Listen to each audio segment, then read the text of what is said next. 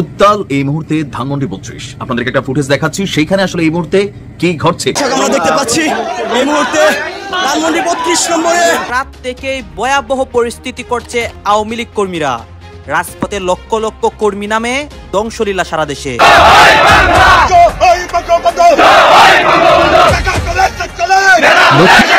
এখনো বঙ্গবন্ধু কন্যা শেখ হাসিনা জীবিত আছে। তো বঙ্গবন্ধু কন্যা শেখ হাসিনা জীবিত থাকা অবস্থায় বাংলাদেশ আওয়ামী লীগের একটি নেতাকর্মী জীবিত থাকা অবস্থায় বাংলাদেশ আওয়ামী লীগ 15ই আগস্ট করবে। 15ই আগস্ট হঠাৎ করে শেখ হাসিনা ঢুকে যেতে পারেন, কারণ তিনি অনেকটা একরুখা। তিনি যেটা বলেন সেরকমই কিছু করেন। আওয়ামী লীগ ফিরে আসছে, আওয়ামী লীগ আবার প্রত্যাবর্তন করছে। 15ই আগস্ট বঙ্গবন্ধুর মৃত্যুর দিনটিকে সামনে রেখে সেখানে যাতে কেউ না যেতে পারে তার জন্যই এই অতিরিক্ত নিরাপত্তামূলক ব্যবস্থা। তার মানে সরকার কতটা ভয় আছে আমরা তো বুঝতেই পারছি। এতক্ষণ যে ভিডিওর অংশ বিশেষ দেখলেন তাতে করে আপনারা বুঝতে পেরে গেছেন আজকের ভিডিওটা কতটা গুরুত্বপূর্ণ। তো চলুন আর দেরি না করে একটি লাইক দিয়ে ধারাবাহিকভাবে সম্পূর্ণ ভিডিওর বিস্তারিত আলোচনা দেখে আসি। দেশবাসীকে 15ই আগস্ট শোক দিবস পালনের জন্য আহ্বান জানান তিনি। যথাযথ মর্যাদার সাথে জাতীয় শোক দিবস পালনের সাথে বঙ্গবন্ধু ভবনে পুষ্পমাল্য অর্পণ ও দোয়া মোনাজাত করার আহ্বান জানান শেখ হাসিনা। আমরা মুক্তিযোদ্ধারা এই শ্রদ্ধাঞ্জলি সমবেত হয়ে বঙ্গবন্ধুর বাড়ি থেকে ফুলের মালা দেব।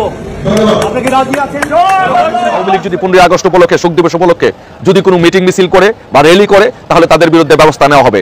এই ডাস্টবিন শফিককে হুঁশিয়ার উচ্চারণ করে একটি কথা বলে দিতে চাই যে ডাস্টবিন শফিক জানে না যে বাংলাদেশ আওয়ামী লীগ কি জিনিস। এই বাংলাদেশ আওয়ামী লীগকে টিক্কা খান, ইয়াহিয়া খান তারাও বাংলাদেশ আওয়ামী লীগকে দাবিয়ে রাখতে পারে নাই। এটার নাম হচ্ছে বাংলাদেশ আওয়ামী লীগ। বাংলাদেশের লক্ষ লক্ষ কোটি কোটি মানুষ নেতৃত্ব দিয়ে বঙ্গবন্ধু কন্যা শেখ হাসিনাকে 96 সালে প্রধানমন্ত্রী করেছিল। 111 একইভাবে শেখ হাসিনাকে জেলে নিয়ে -2 ফর্মুলা বাস্তবায়নের মাধ্যমে বাংলাদেশ আওয়ামী লীগকে নিশ্চিহ্ন করে দেওয়ার চেষ্টা হয়েছিল, কিন্তু পেরেছিল? পারে নাই। আজও আমি এই ডাস্টবিন শফিককে বাংলাদেশ আওয়ামী লীগের ইতিহাস, অতীত ইতিহাস স্মরণ করিয়ে দিতে চাই। এখনো বঙ্গবন্ধু কন্যা শেখ হাসিনা জীবিত আছে। তো বঙ্গবন্ধু কন্যা শেখ হাসিনা জীবিত থাকা অবস্থায় বাংলাদেশ আওয়ামী লীগের একটি নেতাকর্মী জীবিত থাকা অবস্থায় বাংলাদেশ আওয়ামী লীগ 15ই আগস্ট করবে। এইবার 15ই আগস্ট আওয়ামী লীগ একটি কর্মসূচি ঘোষণা করেছে এবং এই কর্মসূচি ঘোষণার পর সরকার সংখ্যায় আছে, সতর্ক রেখেছে পুলিশকে। মানে কি হয় একটা ভাব। এখন ডক্টর ইউনূস সাহেবের প্রেস সচিব শফিকুল আলম বলছেন যে 15ই আগস্ট কেউ কর্মসূচি পালন করলে যথাযথ ব্যবস্থা নেবে সরকার। মানে তিনি একটা হুমকি দিয়ে রাখছেন। এইদিকে বিএনপি খালেদা জিয়ার জন্মদিন পালনে মোটামুটি তারাও সরব হয়েছে, তারাও কর্মসূচি ঘোষণা করেছে। যদিও এই খালেদা জিয়ার জন্মদিন উপলক্ষে একটা জন্মদিন নিয়ে বিতর্ক আছে।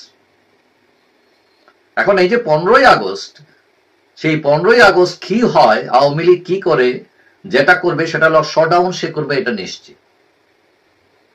তবে সরকার ভয়ে আছে সেখানে নাশকতা হয় কিনা। তবে আওয়ামী লীগের যারা স্বপ্ন বিলাসী তাদের আবার কেউ কেউ মনে করেন যে 15ই আগস্ট হঠাৎ করে শেখ হাসিনা ঢুকে যেতে পারেন, কারণ তিনি অনেকটা একরুখা। তিনি যেটা বলেন সেই রকমই কিছু করেন এবং তার এটা মনে হইতে পারে যে ওই তারিখে তো আমার পরিবারকে মেরে ফেলছে, দরকার হলে আমাকে মেরে ফেলুক, দরকার নাই, আমি যাব। তবে এরকম যারা ভাবতেছেন তাদের এই ভাবনা অনেকটাই স্বপ্নিক ভাবনা আমি মনে করি। এখানে তার ফিরে আসা 15ই আগস্ট এটা চান্স হলো <1%। এখন সরকার ইতিমধ্যে সীমান্ত সহ দেশে প্রায় সবগুলো থানাতে গোয়েন্দা সংস্থাগুলোকে সরব রেখেছে তারা, যাতে আওয়ামী লীগ কোনো ধরনের বাড়াবাড়ি, কোনো ধরনের নাশকতা তৈরি করতে না পারে। কিন্তু কেন এই সতর্কতা? কারণ আওয়ামী লীগ ঘুরে দাঁড়ানোর শক্তি রাখে। এটা বিশাল একটা দল, একটা বট গাছ।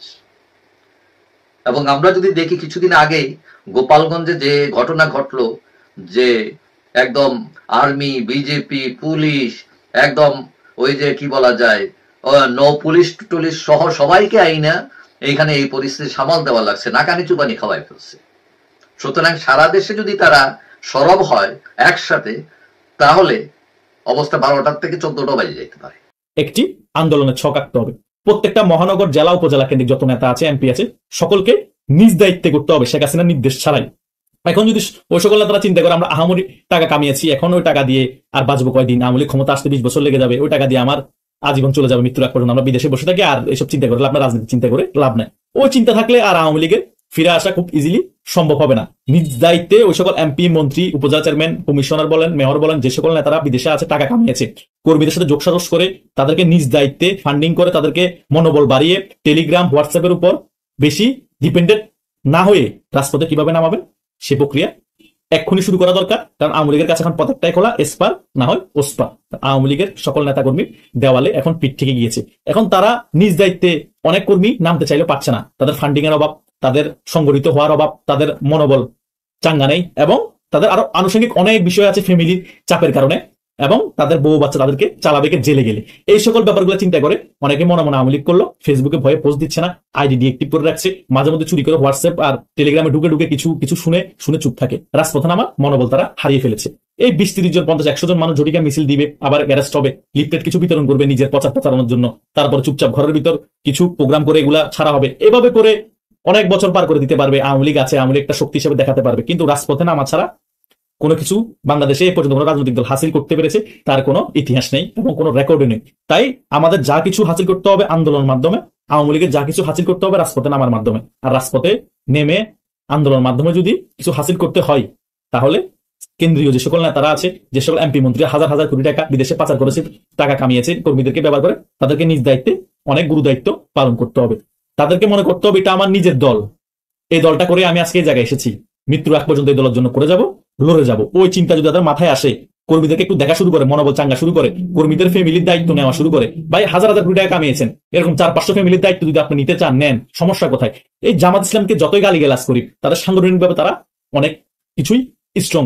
কেন জানেন? তারা একটা ছেলে যদি জেলে যায়, তার পুরা ফ্যামিলির দায়ভারটা তারা নিয়ে নেয়, এবং যে জেলে যায় তার খবর সবসময় তারা আপডেটটা নেয় এবং তাদেরকে জামিনও বাইর করে নিয়ে আসে। সেই কারণে তারা চিন্তা করে আমি রাজপথে নেমে যদি মারাও যায়, যুদ্ধ করে আমার ফ্যামিলিকে অন্তত আমার দলের সংগঠন দেখবে। এই চিন্তাটা এখন, এই থিওরিটা এখন আওয়ামী লীগের কর্মীদেরকে ঢুকিয়ে দেন না, যারা অ্যাক্টিভ রাজপথের কর্মী তাদেরকে সিলেক্ট করে ঢুকান।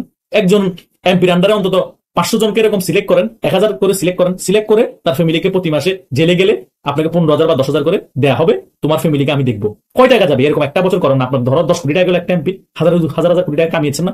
100 জন এমপি যদি এভাবে করে সিলেক্ট করেন, 300টা এমপি, তো 300টা এমপি 100 করে সিলেক্ট করলেও তো বহু মানুষ। 100 বাদ দেন, 1000 করে সিলেক্ট করেন, কতজন করে মানুষ? তো এইভাবে করে মেয়র আছে, কাউন্সিলর আছে, যার পদবি যত বেশি সে ওই রকম বেশি করে কর্মী সিলেক্ট করবেন। এভাবে করে সারা বাংলাদেশ থেকে আপনারা একদম অ্যাক্টিভ সাহসী 3 থেকে 4 লাখ অ্যাক্টিভ কর্মী ব্যবস্থা করা কোনো ব্যাপার না। আপনারা আন্দোলন সংগঠিত করতে পারবেন এবং রাজপথে নেমে আপনাদের যে স্বার্থ আছে সেটা হাসিল করতে পারবেন।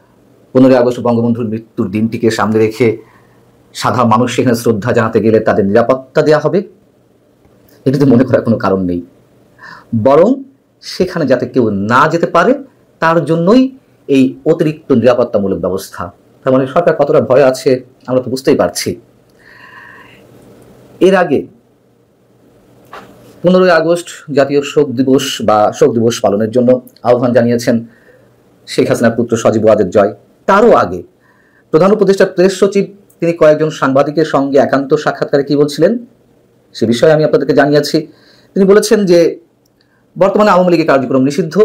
15 আগস্ট শেখ মুজিবুর রহমানের হত্যাকাণ্ড হয়েছে, এটি অন্যান্য সাধারণ দিনের মতন একটি দিন, পুরো আগস্টের যে 31 দিন তার মতোই। এবং কেউ যদি ধানমন্ডিতে বা কোথাও কোনো কর্মসূচি পালন করে তাহলে তাদের বিরুদ্ধে আইনানুগ ব্যবস্থা নেওয়া হবে। এবং সেই প্রসঙ্গে আমি প্রশ্ন করেছিলাম যে আওয়ামী লীগের ব্যানারে যদি কেউ কোনো কর্মসূচি গ্রহণ করে অবশ্যই তাদের বিরুদ্ধে ব্যবস্থা নেওয়া হতে পারে, তার কোনো আইনি মারপ্যাচ তো রয়েছে। আওয়ামী লীগের রাজনৈতিক কার্যক্রম এখন এই মুহূর্তে নিষিদ্ধ অবস্থা রয়েছে নির্বাহী আদেশে, সেটা নিয়ে বাদ দিলাম। সাধারণ মানুষের পক্ষ থেকে কেউ যদি বা কোনো সাংস্কৃতিক সামাজিক সংগঠনের পক্ষ থেকে কেউ যদি কোনো ধরনের কর্মসূচি নেয় তাদেরকে কোন আইনে বাধা দেওয়া হবে? আইনটা কিসের? নাকি এর মধ্যে চুপি চুপি কোনো আইন তৈরি করে ফেলেছে সরকার 15 আগস্ট কেন্দ্র করে? আমরা জানি না। শুনলাম ধানমন্ডি 32 নম্বরের সামনে বিএনপির স্থানীয় কিছু নেতাকর্মীও অবস্থান নিয়েছে। যদি কেউ সেখানে বঙ্গবন্ধুর স্মৃতি বিজড়িত যে ভবনটি ছিল আমাদের স্বাধীনতা যুদ্ধ মুক্তিযুদ্ধের অন্যতম প্রতীক, সেখানে কেউ যদি শ্রদ্ধা নিবেদন করতে যায় তাদেরকে প্রতিহত করা হবে। যদিও এই নিউজটি আর তেমন কোনো গণমাধ্যমে আসেনি, ঢাকা এক্সপ্রেস নামে একটি গণমাধ্যমে এসেছে এবং তাদের ইন্টারভিউ করা হয়েছে, লাইভ করা হয়েছে। বিএনপির মতন একটি বৃহৎ রাজনৈতিক দল এবং নিঃসন্দেহে মুক্তিযুদ্ধে বিএনপি প্রতিষ্ঠাতা জেনারেল জিয়াউর রহমানের যে অবদান সেটা তো অস্বীকার করার মতো নয়। এবং বিএনপি নিজেও দাবি করে যে স্বাধীনতার ঘোষক তিনি। যদি তাই হয়ে থাকে তাহলে স্বাধীনতার স্থপতি যার নির্দেশে মুক্তিযুদ্ধ সংঘটিত হলো সেই ব্যক্তিটিকে কেন্দ্র করে এ ধরনের কার্যক্রম কেন নেওয়া হবে? বিএনপিও কি রাজনৈতিক দেউলিয়াত্বের মধ্যে চলে গেছে?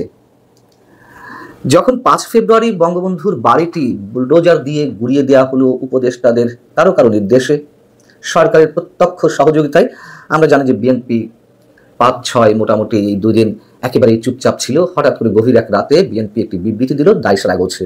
যখন বঙ্গবন্ধুর বাড়ি বুলডোজার দিয়ে গুড়িয়ে দেওয়ার কাজটি শুরু হলো, তখন সারা দেশে আওয়ামী লীগের বিভিন্ন নেতাকর্মীদের বাড়িও বুলডোজার দিয়ে গুড়িয়ে দেওয়া হচ্ছিল এবং বিএনপি একটি বিবৃতি দিল যে সারা দেশে ঐতিহাসিক স্থাপনা যে বুলডোজার দিয়ে গুড়িয়ে দেওয়া হচ্ছে তা বিএনপি সমর্থন করে না, একেবারে দায়সারা গোছের। আবার তখন সম্ভবত 9 ফেব্রুয়ারি বিএনপির অন্যতম শীর্ষ নেতা জয়নুল আবদিন ফারুক তিনি মন্তব্য করেছিলেন, ঠিক হয়েছে, বুলডোজার দিয়ে 32 নম্বর গুড়িয়ে দেওয়া হয়েছে, ভালো কাজ হয়েছে। তখন সেখান থেকেই গুম খুনের নির্দেশ আসতো। গুম খুনের নির্দেশ সেখান থেকে আসবে কেন? সেখানে তো শেখ হাসিনা থাকতেন না। আওয়ামী লীগ সরকারের সময় যে গুম খুনের অভিযোগ রয়েছে সেই সরকারের বিরুদ্ধে, শেখ হাসিনাকে সেখানে থাকতেন, সেখান থেকে কেন গুম খুনের নির্দেশ আসবে? সম্পূর্ণ ভিডিওটি দেখার জন্য আপনাকে অসংখ্য ধন্যবাদ। আপনি যদি এই চ্যানেলটিতে নতুন হয়ে থাকেন তাহলে সাবস্ক্রাইব করে পাশে থাকা বেল আইকনটি বাজিয়ে দিবেন। ততক্ষণ সুস্থ থাকবেন, ভালো থাকবেন, আল্লাহ হাফেজ।